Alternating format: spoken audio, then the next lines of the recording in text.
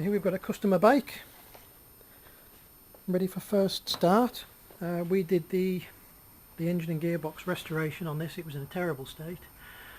So we did the engine and gearbox, I don't know, maybe about a year, 18 months ago now. The customer has had various people do other parts of it and some work himself, and he assembled it all up and brought it to us for final commissioning. So we've done all sorts of little jobs on it to get it sorted out. Timed it, set the magneto up properly, fixed the pickups, done the oil and fuel taps, so all sorts of small bits and pieces, and we're going to try and start it for the first time in many years. So we've completely rebuilt the engine, and in order to start a new engine, what I've done is that we've obviously filled the oil in the fuel tanks. I've slackened off the unions on the Pilgrim pump here in order to bleed all the lines through. We've bled the fuel lines through as well. I've taken the sight glass off the top of the Pilgrim and I've filled both sides full of oil, and I've kicked it over a load of times with the plugs out to draw some of that through. So when it starts, it'll pull the oil straight in. If it doesn't pull that oil in, I know there's a problem and I can stop straight away. So that's why we've done that. And we've also got these adjusters well out. So it should smoke quite a bit, but obviously smoke is good on a new engine. We've fixed the water leaks on the hoses, filled it up with water. We've just got water in for now until we know it's okay, then we'll drain it out and swap it for antifreeze. And I think we're about ready for first start. So I will prime it up and we'll jump on board. Well, the other thing I've done is I've used a syringe, which we've got here with some fuel in. I've squirted some fuel down the carb with the air and choke lever open, and also down the plug holes. And we've taken off the crankcase doors here on both sides, and I've filled the bottom of the wells up with two-stroke oil until the conrods were just touching. You don't fill the wells up to this level here, because if you do, you won't see yourself for smoke when it starts. You just want the big end just to touch into it. And obviously when we assemble the engines new anyway, we pack all the bearings full of grease. So when the engine first starts, it's got lubricant there straight away anyway. And obviously as soon as the engine gets hot, that grease melts out and gets burnt and it's gone. Right, let's give it a go. So fuel on, oil on, wells are full, bit of throttle, bit of choke, mag half advanced, so it should start.